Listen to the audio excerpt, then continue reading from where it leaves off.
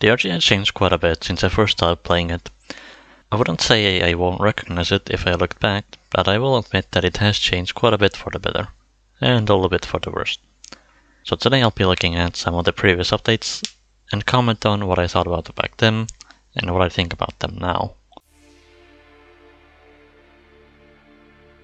I didn't start playing at update 32, but I did start playing about a week before they started teasing the update. This update added 2 new mission types, Escort and On-Site Refinery. I will sound like a boomer here, but back in my day Escort was way harder than it is today. This doesn't change anything about the video or anything like that, but I just thought that I would mention it here, considering that there are still to this day people that complain about Escort being bullshit or whatever. Update 32 also came with a few balance changes, though nothing too special, and better Tetanus got a buff to its damage, as well as an icon to indicate when you get a guaranteed kill from reloading. Other than that though, probably one of my favorite updates since I really like Escort, though it is now. Despite me being mainly a solo player, and if you ever played Escort solo, you know how painful that is.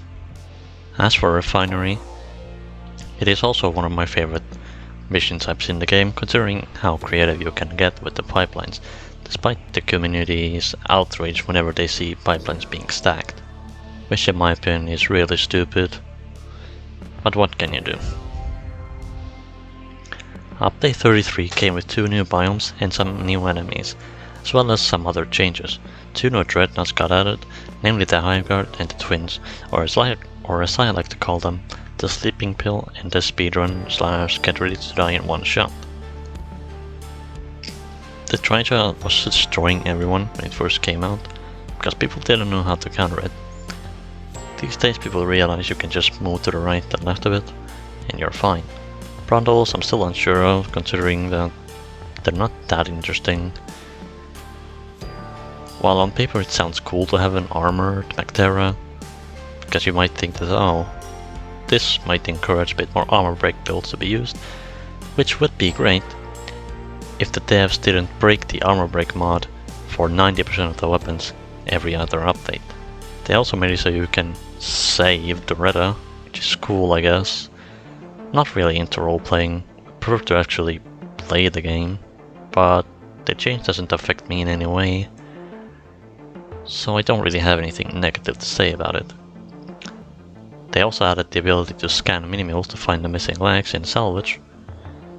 Personally, again, I never had that much issue with it, but overall, pretty good quality of life change for those that were struggling with it, and in general has sometimes the legs can be a bit finicky. Oh boy, oh boy. Update 34. This update was probably the most controversial update that the game has ever gotten. For good reason, at least in my eyes. There's 2 kinds of people in this spectrum. There are people that think that it was a very good update, and the people that think that it shouldn't have happened. Personally, I'm somewhere in the middle. Though I mainly also believe that this update shouldn't have happened. This update didn't add any new enemies, missions, or anything like that. It was mainly a balance update, and it was intended to be released with modding support, but that didn't end up happening. Modding support ended up coming in a later update, called Update 34.5. So, what did they add? Well, double warning missions were now a thing, and honestly, this was a very good change. Making another extra challenge, meaning you can add 2 negative mutators, and if you have 2 negative mutators, you can't have a positive one. So you can have Swarmageddon and lethal enemies, but you can't have a positive mutator to go with it, which I quite enjoyed the challenge of. It's a pretty good change. Weapon balancing next. Now this is the part that I really don't like about the update. The weapon balancing. The devs called it competitive weapon balancing, which I don't think it was true. It doesn't support a competitive weapon balance. Everything in this update just supported a new meta. Volatile bullets got buffed. So did homebrew powder. And guess what? They nerfed 6-shooter, not from stats or anything, but by making it annoying to use. People didn't use it for its... like, people mainly used it because it was the cowboy gun. Like, you could spam bullets extremely fast. You can't do that anymore. Oh, and also there's the APC change, but that topic has been done to that. I'm not gonna go too much into it. Though in my eyes, the game would honestly be better if the balanced parts of this update didn't even happen. They ended up adding mod support in update 34.5, which I guess is nice, despite the update 34 update being called modest expectations. But then again, the way they implemented modding support is also very questionable. I'm mainly talking about the categories here, being verified, approved, and sandbox. What's that? Navigating the darkness is part of the game, and there's a mod that practically removes it. Clear for progression, slap that shit into verified. I see no issues here, what are you talking about? Well, it used to be in verified, but now it's in approved. However, brighter objects is still in verified. There's almost 350 verified and approved mods. Not combined, by the way. Guess how many sandbox mods there are? By the time of me recording this, 59.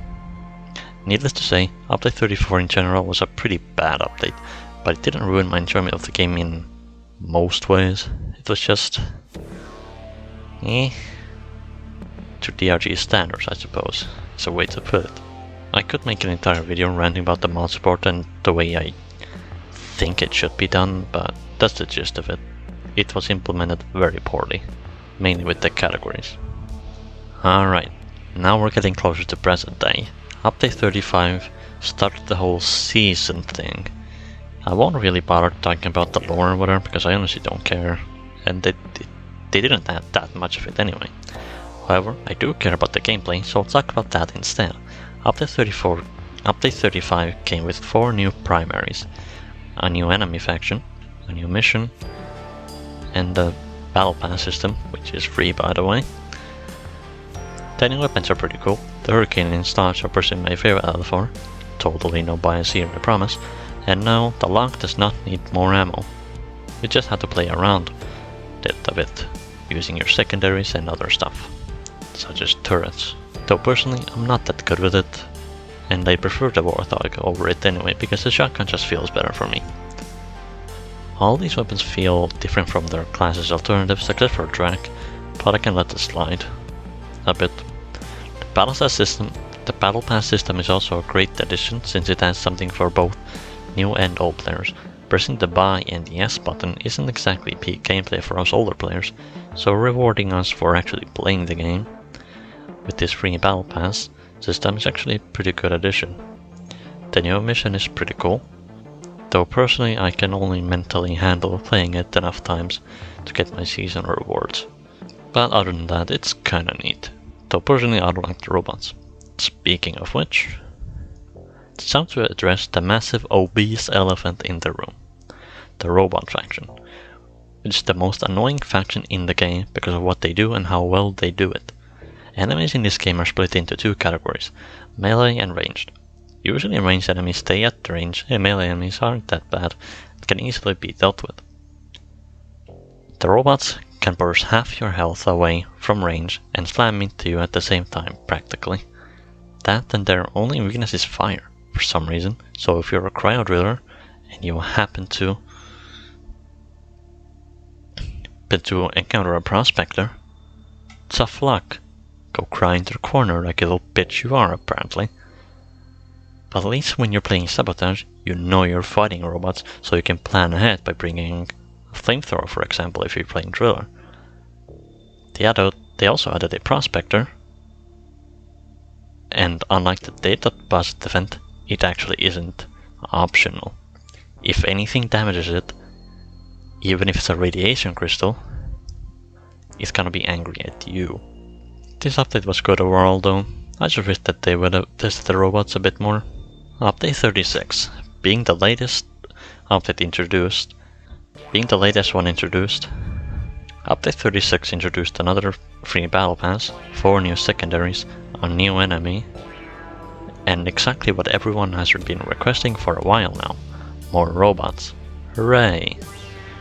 The 4 secondary weapons are pretty interesting, the crossbow being some nice utility for the scout. Pheromones are pretty neat if your teammates haven't figured out what the left mouse button does. If you're a solo player, they get more use though. The special arrow types are pretty cool, though personally I'm a basic bitch and just use cryo and flame. Despite the coil gun being advertised as a single target damage weapon for some odd reason, it's actually quite the opposite. It's more of a panic button, but not really. I tend to use it more for rival presence because of hellfire. But personally, out of all the weapons in Update 36, coil gun is definitely my least used. My coil leans more into combo builds than any other weapon for the driller, unless you count plasma burn, which I really enjoy since cryo driller and the weapon swapping playstyle is my favorite. It's quite nice to see Temp Shock being shown more love, even if they did nerf it a few days after the update. Though my personal favorite is Necrosis, since it involves the microgrimoire and trivializes threads and other high health bugs. As for the shard, I kinda don't care for it. I mean, drawing dicks on a Mogai is pretty fun.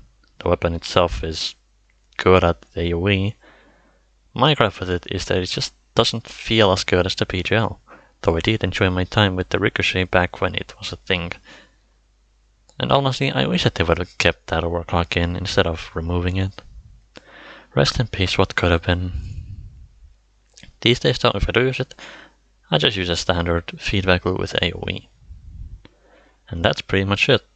If you liked the video, hit like. If you didn't, fuck you. If you like my content, subscribe. If you don't, you're wrong. Yeah, bye.